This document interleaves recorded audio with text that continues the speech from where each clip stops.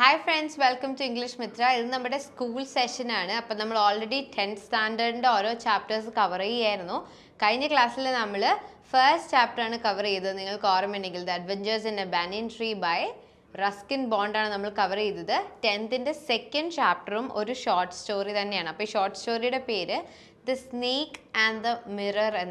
പാമ്പും കണ്ണാടിയും ഇത് എഴുതിയിരിക്കുന്നത് വൈക്കം മുഹമ്മദ് ബഷീറാണ്. ബേപ്പൂർ സുൽത്താൻ എന്നറിയപ്പെടുന്ന കഥകളുടെ സുൽത്താൻ എന്നറിയപ്പെടുന്ന വൈക്കം മുഹമ്മദ് ബഷീർ എഴുതിയിരിക്കുന്ന സ്റ്റോറിയാണിത്. ഈ സ്റ്റോറി നല്ല അതിൻ്റെ എസൻസ് ഒട്ടും പോവാതെ ഇംഗ്ലീഷിലേക്ക് ട്രാൻസ്ലേറ്റ് ചെയ്തേക്കുന്നത് വി അബ്ദുള്ളയാണ്. അപ്പോൾ സ്റ്റോറി ആക്ച്വലി മലയാളത്തിൽ എഴുതിയിരിക്കുന്ന സ്റ്റോറിയാണ്. അതിനെ ട്രാൻസ്ലേറ്റ് ചെയ്ത് നമ്മൾ ഇന്ത്യൻ ഇംഗ്ലീഷ് സ്റ്റോറി എന്നുള്ള രീതിയിൽ നമ്മളതിനെ ഇംഗ്ലീഷിൽ പഠിക്കുകയാണ്. ശരി, അപ്പോൾ നമ്മുടെ സ്റ്റോറി എന്ന് പറയുന്നത് ഇങ്ങനെയാണ് സ്റ്റാർട്ട് ചെയ്യുന്നത്. It's A story inside a story. അതായത് നമ്മുടെ റൈറ്റർ ആയിട്ടുള്ള വൈക്കം മുഹമ്മദ് ബഷീർ ഈ സ്റ്റോറീനെ അദ്ദേഹം വേറൊരാൾ പറയുന്ന കേട്ട ഒരു സ്റ്റോറിക്കകത്തേക്ക് ഇൻക്ലൂഡ് ചെയ്തേക്കാണ്. അതായത് ഇദ്ദേഹം സ്റ്റോറി എഴുതുകയാണ്. അപ്പോൾ സ്റ്റോറി എഴുതുന്നതിനകത്തെ കോണ്ടന്റ് എന്താണ്? വേറൊരു ആൾ പറഞ്ഞ സ്റ്റോറിയാണ് നമ്മുടെ ഈ സ്റ്റോറിക്കകത്തുള്ളത്. So this is a narrative inside a narrative or a story inside a story. അപ്പോൾ ഇതിലൊരു റൈറ്ററിൻ്റെ തന്നെ തേർഡ് പേഴ്സൺ എൻട്രി ആണുള്ളത്. അതും ഫുൾ ടൈം ഇല്ല. തുടക്കത്തിലും എൻഡിലും നറേറ്റർ ജസ്റ്റ് ഒന്ന് വന്നു പോവും.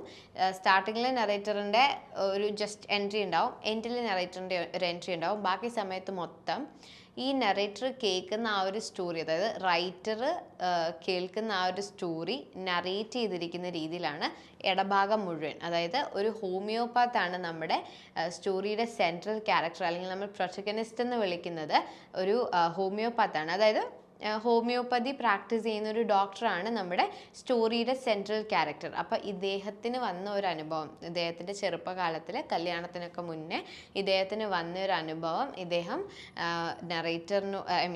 റൈറ്ററിനോടും അതേപോലെ റൈറ്ററിൻ്റെ കുറച്ച് ഫ്രണ്ട്സും കൂടെ ഉണ്ട്, അവരോട് പറയുന്നതാണ് നമ്മളുടെ കഥയുടെ ബേസിക് പശ്ചാത്തലം എന്ന് പറയുന്നത്. ഓക്കെ, അപ്പോൾ നമ്മുടെ സ്റ്റോറിയിലുള്ള നമ്മൾ റസ്കിൻ ബോണ്ട് സ്റ്റോറിയിൽ എന്താ പഠിച്ചത്? ഒരു കുട്ടി ഉണ്ടായിരുന്നു, അതേപോലെ തന്നെ അവിടെയുള്ള പാമ്പും കീരിയും ഒക്കെ ആയിട്ടുള്ള ഒരു എൻകൗണ്ടറും കാര്യങ്ങളൊക്കെ ആയിരുന്നു. അപ്പോൾ നമ്മുടെ ഈ സ്റ്റോറിയിൽ നമ്മൾ ആനിമൽസിനെയോ നേച്ചറിനെയോ ഒന്നും മാറ്റി നിർത്തുന്നില്ല. ഇവിടെയും നമ്മുടെ സ്റ്റോറിയിലുള്ള ക്യാരക്ടേഴ്സ് എന്ന് പറയുന്നത് ഈ തുടക്കത്തിൽ വന്നു പോകുന്ന റൈറ്ററും ഫ്രണ്ട്സും അല്ലാതെ നമ്മുടെ നറേറ്ററാണ് മെയിൻ ക്യാരക്ടർ. മെയിനായിട്ട് നിൽക്കുന്നതിനകത്ത് നമ്മുടെ ഹോമിയോപ്പത്ത്, അതുപോലെ തന്നെയുള്ള ക്യാരക്ടറാണ് ഒരു സ്നേക്ക്. നമ്മുടെ ഈ ആളുടെ അത്രയും ഇമ്പോർട്ടൻസ് ഉള്ള മറ്റൊരു ക്യാരക്ടർ ഉണ്ട് ഈ സ്റ്റോറിക്കകത്ത്, അതൊരു സ്നേക്കാണ്, ഒരു പാമ്പാണ്. അതേപോലെ നമുക്ക് എലികളും അങ്ങനെയൊക്കെ ഉണ്ട്. അപ്പോൾ ഇത്രയും പേരാണ് നമ്മുടെ സ്റ്റോറിക്കകത്ത് ഉള്ളത്. ഇനി ഈ സ്റ്റോറി എന്ന് പറയുന്നത് ബേസിക്കലി നമ്മളുടെ മൈൻഡ് ബേസ് ചെയ്താണ് എഴുതിയിരിക്കുന്നത്. അതായത് സ്റ്റോറിയിൽ പറയുന്നത് മുഴുവൻ ഒരാളുടെ മനസ്സിലൂടെ, ഒരു സാഹചര്യം വന്നപ്പോൾ ഒരാളുടെ മനസ്സിലൂടെ പോയ കാര്യങ്ങളാണ്. വളരെ ഫ്രൈറ്റനിങ് ആയിട്ടുള്ളൊരു സിറ്റുവേഷനാണ്. ഒരു മനുഷ്യൻ ഒരു വിഷമുള്ള മൂർഖൻ പാമ്പിനായിട്ട് എൻകൗണ്ടർ ചെയ്യുന്ന ഒരു ഫ്രൈറ്റനിങ് സിറ്റുവേഷനാണ് നമ്മുടെ സ്റ്റോറിയിലുള്ളത്. പക്ഷേ സ്റ്റോറി ഇത്ര ബ്യൂട്ടിഫുൾ ആയിട്ട് ഹ്യൂമർ ഇൻക്ലൂഡ് ചെയ്ത് വളരെ എൻഗേജിങ് ആയിട്ടുള്ള രീതിയിൽ എഴുതാൻ വേണ്ടി വൈക്കം മുഹമ്മദ് ബഷീറിനും പറ്റി. അതേപോലെ തന്നെ ആ സ്റ്റോറീനെ അതിൻ്റെ എസൻസ് കളയാതെ ട്രാൻസ്ലേറ്റ് ചെയ്യാൻ വേണ്ടി നമ്മളുടെ വി അബ്ദുള്ള എന്ന ട്രാൻസ്ലേറ്ററിനും പറ്റിയിട്ടുണ്ട്. ശരി, ഇനി നമുക്ക് പ്ലോട്ട് എന്താണെന്ന് ജസ്റ്റ് ഒന്ന് നോക്കാം. അതിന് മുന്നേ ഈ സ്റ്റോറിയിൽ ശരിക്കും നമുക്കുള്ള ഒരു മോറൽ എന്നൊന്നും പറയാൻ പറ്റില്ല. എന്നാൽ നമ്മൾ ഇതിലൂടെ റൈറ്റർ ഉദ്ദേശിക്കുന്നതെന്ന് പറയുന്നത് നമ്മൾക്ക് നമ്മളിൽ തന്നെയുള്ള പ്രൈഡ് കാണിച്ചു തരിക, അല്ലെങ്കിൽ നമ്മൾ കെയർലെസ് ആവുന്നതിനെ പറ്റി, അല്ലെങ്കിൽ നമ്മളുടെ follies as people to err is human എന്നല്ല നമ്മൾ പറയുന്നത്. അതായത് മാനുഷികമായിട്ടുള്ള ഒരു സ്വഭാവമാണ് തെറ്റ് ചെയ്യുക, അല്ലെങ്കിൽ മനുഷ്യൻ്റെ ഉള്ളിലെ തെറ്റുകളെയും അതൊക്കെ എടുത്ത് കാണിക്കുന്ന രീതിയിലുള്ളൊരു സ്റ്റോറിയാണ് നമുക്കുള്ളത്. അതേസമയം ആനിമൽസിനെ വെറുതെ ആനിമൽസ് ആയിട്ട് കാണാതെ അവരെ പേഴ്സണിഫൈ ചെയ്ത് അവർക്കും ഒരു പ്ലേസ് കൊടുത്ത് ഒരു ഈക്വൽ ക്യാരക്ടർ ഫോർമേഷൻ കൊടുത്തിട്ടാണ് നമ്മുടെ സ്റ്റോറി ചെയ്തേക്കുന്നത്. അപ്പോൾ കഥ ഇതാണ്. നമ്മുടെ സ്റ്റോറി തുടങ്ങുന്നത് നിങ്ങൾക്ക് എപ്പോഴെങ്കിലും ഒരു മൂർഖൻ പാമ്പ്, അതും നല്ല ഭയങ്കര ചോരയും നീരുമുള്ള ഒരു മൂർഖൻ പാമ്പ് നിങ്ങളുടെ ദേഹത്ത് ചുറ്റിയിരുന്നതായിട്ടുള്ള അനുഭവം നിങ്ങൾക്കുണ്ടോ എന്നുള്ളതാണ് സ്റ്റോറിയുടെ ആദ്യത്തെ ലൈൻ. ഇത് നമ്മുടെ ഹോമിയോപാത്ത് ആയിട്ടുള്ള ആള്, അദ്ദേഹം കുറച്ച് പ്രായമായി എന്ന് നമ്മൾ വിചാരിക്കുക. അദ്ദേഹം ഫ്രണ്ട്സിൻ്റെ കൂടെ ഇരിക്കുമ്പം സ്നേക്സ് എന്നുള്ള ടോപ്പിക്ക് സംസാരിക്കുന്ന സമയത്ത് അദ്ദേഹത്തിൻ്റെ ഫ്രണ്ട്സിനോട്, അതായത് നമ്മുടെ റൈറ്റർ ഉൾപ്പെടുന്ന ഫ്രണ്ട്സ് ഗ്രൂപ്പിനോട് ചോദിക്കുന്ന ഒരു ചോദ്യമാണ്. ആ ചോദ്യത്തിൽ നിന്ന് ഒരു കഥ ഉരുത്തിരിഞ്ഞ് വരികയാണ്.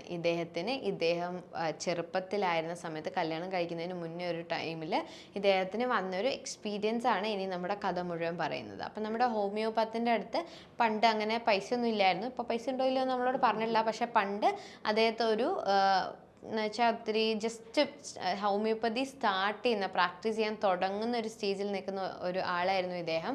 അപ്പോൾ ഇദ്ദേഹം ഒരു നല്ല ചൂടുള്ള ഒരു കാലമാണ്, നല്ല ചൂട് സമയത്ത് ഒരു രാത്രിയിൽ ഇദ്ദേഹം ഫുഡൊക്കെ കഴിച്ചിട്ട് തിരിച്ച് ഇദ്ദേഹം റെൻ്റ് എടുത്ത് താമസിക്കുന്ന ഒരു കുഡിസ് റൂമുണ്ട്.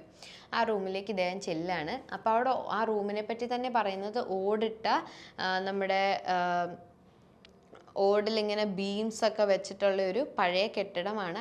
അവിടെ അദ്ദേഹം പറയുന്നത്, ഞാൻ ഈ റൂം എലികളോട് ഷെയർ ചെയ്യുകയാണെന്ന് വേണമെങ്കിൽ നമുക്ക് പറയാമെന്ന്. അതായത് അത്രമാത്രം എലികളും ഉണ്ട്. അപ്പം ഈ ബീമൊന്നും ഇങ്ങനെ സീലൊന്നും ചെയ്തിട്ടുള്ളതല്ല. അപ്പം നമുക്ക് മേലിലേക്ക് ഇങ്ങനെയുള്ള ഓടിട്ട ഒരു വീടാണ്. അപ്പോൾ അതിൽ ബീംസ് ഉണ്ട്. അതിൽ കൂടെയാണ് ഈ എലികളൊക്കെ ഓടി നടക്കണതൊക്കെ. അപ്പം അങ്ങനെയാണ് നമ്മുടെ വീടുള്ളത്. അപ്പം ഇദ്ദേഹത്തിന് ആകെപ്പാടെ അങ്ങനെ സ്വന്തം എന്ന് പറയാൻ ഒരു കോട്ടും ഒരു ഷർട്ടും ഒരു ധോത്തിയും, അതേപോലെ ഷർട്ടിൻ്റെ ഉള്ളിലിടുന്ന ഒരു വെസ്റ്റ്, അതത്ര നല്ല വെസ്റ്റൊന്നും അല്ല, അതായത് ഒരു ഇന്നർ ബനിയൻ, അത്രയും സാധനങ്ങളാണ് ഇദ്ദേഹത്തിന് സ്വന്തമായിട്ട് അങ്ങനെ ഉണ്ടെന്ന് പറയാനുള്ളൂ. പിന്നെ ഒരു ചെറിയ പെട്ടി, അതിനകത്തൊരു 60 രൂപ, ഇതൊക്കെയാണ് ഇദ്ദേഹത്തിൻ്റെ ആകെപ്പാടെയുള്ള നിക്ഷേപങ്ങൾ എന്ന് പറയുന്നത്. അപ്പോൾ ഇദ്ദേഹത്തിന് ഭയങ്കര ചൂടെടുക്കുകയാണ്, കിടന്നിട്ട് ഉറക്കം വരുന്നില്ല. അതിൻ്റെ കൂട്ടത്തിൽ എലികൾ ഭയങ്കരമായിട്ട് ഇങ്ങനെ ശല്യം ഉണ്ടാക്കിക്കൊണ്ടിരിക്കുകയാണ് നമ്മുടെ മച്ചിൻ്റെ മുകളിൽ.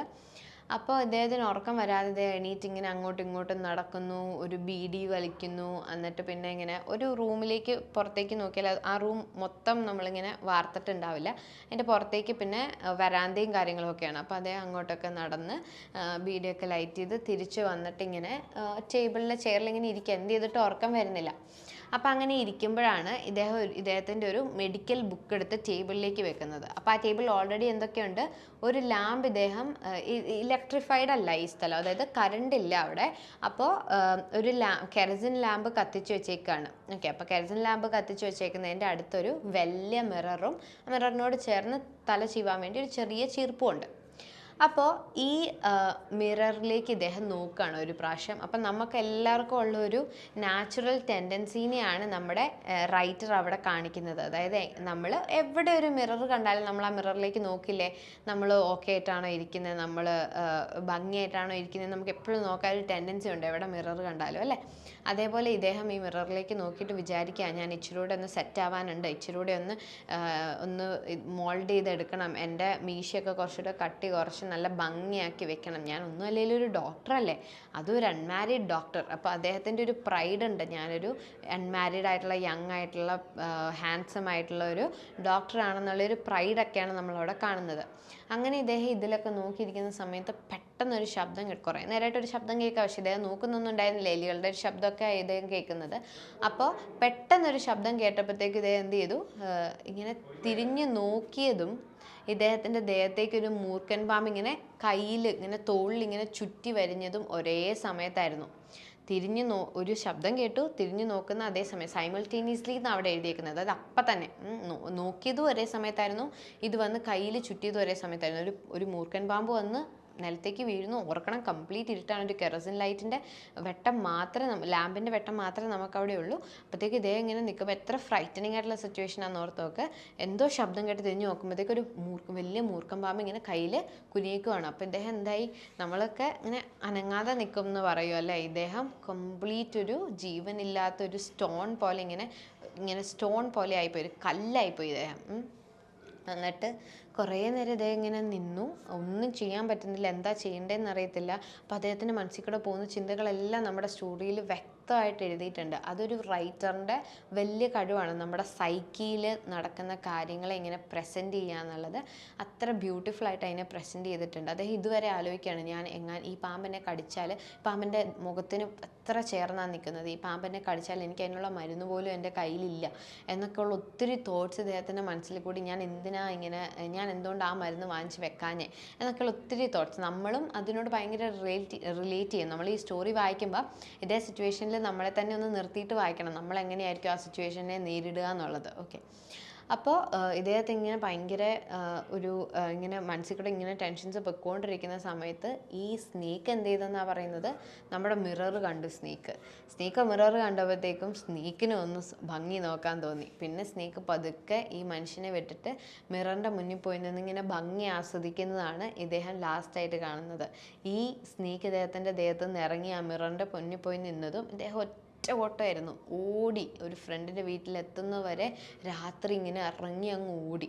ഓക്കെ, എന്നിട്ട് ഇദ്ദേഹം പിറ്റേ ദിവസമാണ് തിരിച്ചു വരുന്നത്. പിറ്റേ ദിവസം തിരിച്ചു വരുമ്പോൾ എന്താ, ഒരു കള്ളം കയറി ഇദ്ദേഹത്തിൻ്റെ എല്ലാ സാധനങ്ങളും എടുത്തുകൊണ്ട് പോയേക്കുന്നു, ഒരു സാധനം ഒഴികെ, നമ്മുടെ വെസ്റ്റ്. അപ്പോൾ നമ്മൾ കഥയുടെ തുടക്കത്തിൽ തന്നെ പറയുന്നുണ്ട്, എൻ്റെ വൈറ്റ് ഷർട്ടൊക്കെയും പിന്നെ എൻ്റെ അത്ര വൈറ്റ് അല്ലാത്ത ഒരു വെസ്റ്റ് എനിക്കുണ്ട്, അത്ര വൈറ്റ് അല്ലാത്ത ഒരു ഇന്നർ ബനിയൻ എനിക്കുണ്ട്. അതായത് ബേസിക്കലി അത് വാഷ്ഡ് ഒന്നും അല്ല എന്നുള്ള പോലെ. അപ്പോൾ ആ ഇന്നർ ബനിയൻ മാത്രം അവിടെ ഇട്ടിട്ട് നമ്മുടെ കള്ളൻ ഇറങ്ങിപ്പോയി. അപ്പോൾ റൈറ്ററിന് ഏറ്റവും ദേഷ്യം വന്നത് സാധനങ്ങൾ എടുത്തുകൊണ്ട് പോയിട്ടല്ല, ആ ഇന്നർ ബനിയൻ എടുത്തില്ലല്ലോ, ഇത്ര ക്ലീൻ ആയിട്ടുള്ള കള്ളനോ, അവനത് കഴുകിയെടുത്താൽ പോരായിരുന്നോ എന്നൊക്കെയാണ് നമ്മുടെ റൈറ്ററിൻ്റെ മനസ്സിൽ തോന്നുന്നു. ഇത്ര ഇതുള്ള ആളോ അങ്ങനെ. അപ്പോൾ അത് കഴിഞ്ഞ് എൻഡിൽ പിന്നെയും നമ്മുടെ റൈറ്ററും റൈറ്ററിൻ്റെ കൂട്ടുകാരും വരുന്നുണ്ട്. എന്നിട്ട് നറേറ്ററിനോട് ചോദിക്കുക, എന്നിട്ട് നീ പിന്നെ ആ പാമ്പിനെ കണ്ടോ? ഇല്ല, ഞാൻ പിന്നെ ആ പാമ്പിനെ കണ്ടില്ല, ആ പാമ്പ് എന്നെപ്പോലെ തന്നെ കണ്ണാടി നോക്കി അങ്ങ് മയങ്ങി നിൽക്കുന്ന പാമ്പായിരുന്നു, അതുകൊണ്ട് എന്നെ പാമ്പ് ശ്രദ്ധിച്ചില്ല എന്നുള്ള പോലെ ഇദ്ദേഹം പറഞ്ഞിട്ട് അവിടെ നമ്മുടെ സ്റ്റോറി അവസാനിക്കുകയാണ്. സോ ഇതാണ് ബേസിക്കലി സ്റ്റോറി. വളരെ ചെറിയൊരു സ്റ്റോറിയാണ്, വളരെ സിമ്പിളായിട്ടുള്ളൊരു സ്റ്റോറിയാണ്, നമുക്ക് വായിച്ചാൽ മനസ്സിലാവുന്ന രീതിയിലുള്ളൊരു സ്റ്റോറിയാണ്. വളരെ കുറച്ച് വേർഡ്സേ ഉള്ളൂ നമുക്ക് കിട്ടാത്ത വേർഡ്സ്. അത് നമ്മൾ ജസ്റ്റ് ഒന്ന് ഡിക്ഷണറി നോക്കുകയാണെങ്കിൽ നമുക്ക് കിട്ടും. അപ്പോൾ ഈ ഒരു സ്റ്റോറിയുടെ ലൈൻ വെച്ചിട്ട് നിങ്ങൾ സ്റ്റോറി വായിക്കണം. മുന്നേ പറഞ്ഞ അനാലിസിസിൻ്റെ ഭാഗമായിട്ടുള്ള കാര്യങ്ങളെല്ലാം ഓർക്കുക, എസ്സേസ് ഒക്കെ എഴുതേണ്ടി വരുമ്പോൾ. പിന്നെ ഈ സ്റ്റോറിയിൽ ഉപയോഗിച്ചിരിക്കുന്ന technique, story inside a story എന്നുള്ള ടെക്നിക്ക് യൂസ് ചെയ്ത് ഇത്ര ബ്യൂട്ടിഫുൾ ആയിട്ട് നറേറ്റ് ചെയ്തേക്കുന്ന വൈക്കം മുഹമ്മദ് ബഷീറിൻ്റെ ഒരു അടിപൊളി സ്റ്റോറി എന്ന് തന്നെ നമുക്ക് പറയാം. അദ്ദേഹം എഴുതിയിരിക്കുന്ന ഒരുപാട് സ്റ്റോറികളിൽ ഒരു സ്റ്റോറിയാണ് the snake and the mirror. അപ്പോൾ ഈ ക്ലാസ് നിങ്ങൾക്ക് ഹെൽപ്ഫുൾ ആയി എന്ന് ഞാൻ വിചാരിക്കുന്നു. നിങ്ങൾക്ക് ഈ ക്ലാസ്സിനെ പറ്റിയുള്ള കോമൻറ്റ്സ് താഴെ കോമൻറ്റ് ബോക്സിൽ അറിയിക്കുക. അങ്ങനെയാണെങ്കിലാണ് നമുക്കിതിന് കുറച്ചുകൂടി ബെറ്റർ ആയിട്ട് ചെയ്യാൻ പറ്റുന്നത്. നമ്മളൊരു എക്സ്പെരിമെൻ്റ് എന്നുള്ള പോലെയാണ് നമ്മൾ ബേസിക്കലി ഈ ലെസൺസ് ചെയ്യുന്നത്. അപ്പോൾ നിങ്ങൾക്ക് ഇതിൽ കൂടുതലായിട്ട് എന്താണ് വേണ്ടത്, ക്വസ്റ്റ്യൻ ആൻസർ ഡിസ്കഷൻ വേണോ, അങ്ങനെയൊക്കെ ഉണ്ടെങ്കിൽ നിങ്ങൾ ദയവായി ഒന്ന് കോമൻറ്റ് ബോക്സിൽ അറിയിക്കുക. Thank you so much. English Mitra WhatsApp വഴി നൈസായി ഇംഗ്ലീഷ് പഠിക്കാം. ഇഷ്ടമുള്ള സമയത്ത് ഏതു പ്രായത്തിലും കട്ട സപ്പോർട്ടുമായി പേഴ്സണൽ ട്രെയിനർ, 1-to-1 ട്രെയിനിങ്. തിരഞ്ഞെടുക്കാൻ ബേസിക്, ഇന്റർമീഡിയറ്റ്, അഡ്വാൻസ്ഡ് എന്നീ ഓപ്ഷനുകൾ. നിങ്ങൾക്കും പഠിക്കേണ്ടേ? ഉടൻ കോൺടാക്ട് ചെയ്തോളൂ ഇംഗ്ലീഷ് മിത്ര.